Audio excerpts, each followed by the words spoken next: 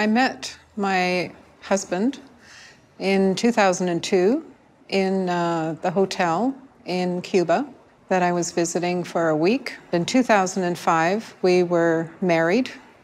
I sponsored him, and he came to Canada in 2006. Lui et moi, nous nous sommes rencontrés comme ça dans une salle de chat. De fil en aiguille, je me suis beaucoup attachée à lui. Lui aussi à moi, c'est ce que je croyais. We knew each other a little bit. That's why I trusted her. La demande en mariage est venue très, très vite, comme 3 semaines plus tard. Et j'ai dit oui. I didn't find anything untoward before he came to Canada. Sometimes you have a Canadian permanent resident who meets a foreign national, perhaps while they're traveling or over the internet, and becomes convinced it's a genuine relationship, whereas in fact the foreign national is using the relationship merely to get into Canada, and the sponsor has been tricked. In other situations, unfortunately, Canadians are part of the fraud. After marriage, everything changed, and after she arrived in Canada, I was nothing to her. When he left on the 24th of March in 2007, it all came crashing down. I felt that he had now accomplished what he set out to do. He had gotten his permanent residency, he had gotten his work card, he had gotten his health card, he was with his friends, and I realized then that this was all false. After she left me, I filed a police complaint, and police informed me after 3 days, like she's good in health and she's found, and what they said, she doesn't want to come to you. The financial obligations of a sponsor are that you are responsible for a period of 3 years for the person that you sponsor to come into the country.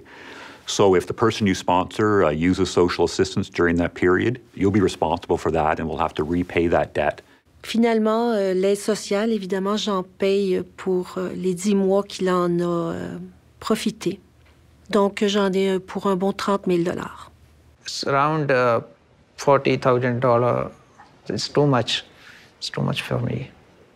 I had to pay my lawyer fee. I sent her ticket.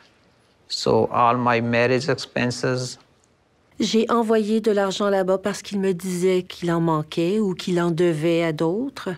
First of all, I remortgaged my home, then bringing gifts and clothes, not only to his family members, but to his neighbors and anyone he knew.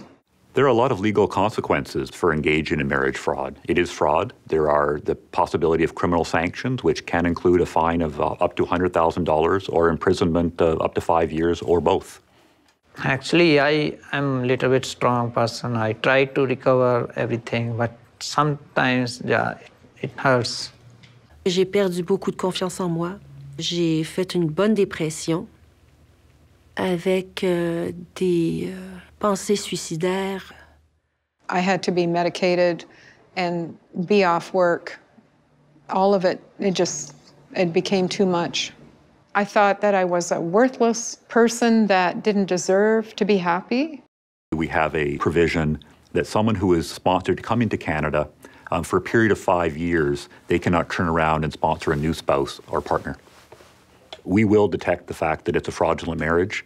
You can be forbidden to enter Canada for a period of 5 years. Even if you get to Canada and it's detected afterwards that it was a fraudulent marriage, you'll be subject to a deportation. They make us believe like they love us so much, so we only get to know when it happens, like when they leave us. Quand je dis que j'étais sous le joug, c'est vraiment ça. Honestly, I really never saw it coming. I thought that he was different, and I think you just have to be very careful. There are so many people across Canada that are suffering nowadays from the exact same thing that happened to me.